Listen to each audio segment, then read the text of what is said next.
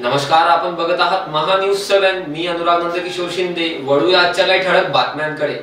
शेवगाव तालुक्यातील बालम टाकळी येथील बालम टाकळी ते बाडगव्हाण या श्री संत एकनाथ महाराज पालखी मार्गाच्या रस्त्यावरील राशीन आई मंदिर परिसरात काही शेतकऱ्यांनी अतिक्रमण करून पावसाचा पाण्याचा नैसर्गिक प्रवाह बदलल्याने या रस्त्यावर मोठ्या प्रमाणात पाणी साचत असून शेतकऱ्यांना येण्या जाण्यास मोठा अडथळा निर्माण होत आहे।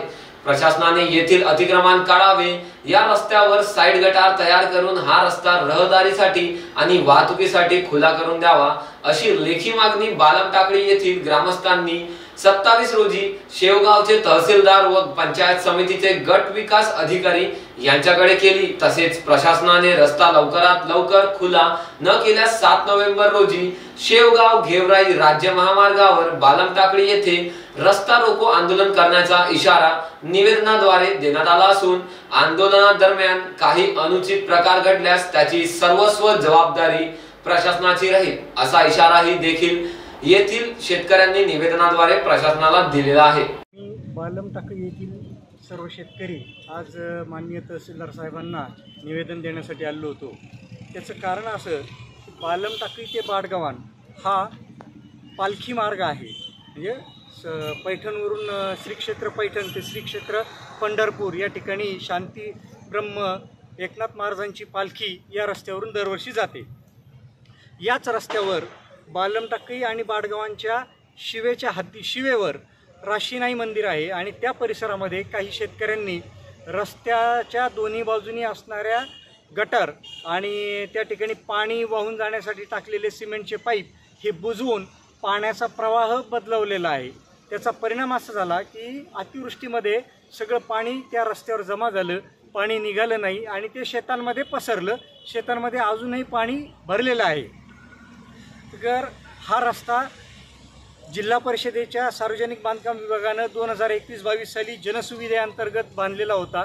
त्यापूर्वी माननीय खासदार वाडणे पाटील साहेब यांच्या स्थानिक विकास निधीमधनं 96-97 साली त्या रस्त्याचं मजबूतीकरण व खडीकरण झालेलं होतं।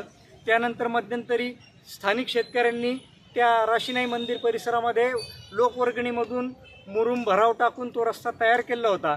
परंतु हे सगळं असं असताना सुद्धा तिथल्या काही स्थानिक शेतकऱ्यांनी जाणून बुजून खोडसाळपणे लोकांना त्रास व्हावा या दृष्टिकोनातून त्या रस्त्याच्या दोन्ही बाजूला पाणी वाहून जाण्यासाठी तयार केलेल्या गटर आणि ते जे सिमेंटच्या नळ्या ज्या जिल्हा परिषदेने टाकलेल्या होत्या त्या नळ्या बुजवल्या आणि परिणामी तिथून पाण्याचा प्रवाह बंद झाला आणि पाणी संपूर्णपणे हे रस्त्यावरून वाहिलं। जिल्हा परिषदेने केलेला खर्च हा पूर्णपणे वाया गेलेला आहे आणि आज मितीला त्या रस्त्यावरून जाणारे जे काही 150-200 शेतकरी आहेत त्या सर्व शेतकऱ्यांची आज शेतामध्ये जाण्यासाठीची जी प्रचंड अडचण होत आहे, त्या ठिकाणावरून शेतमालाची वाहतूकही करणं शक्य झालेलं नाही आहे। परिणामी शेतामध्ये कापूस वेचणीसाठी मजूर यायला तयार नाही। शेतामध्ये कापाशीचं पीक वेचणीसाठी तयार आहे परंतु ते तसंच उभं आहे।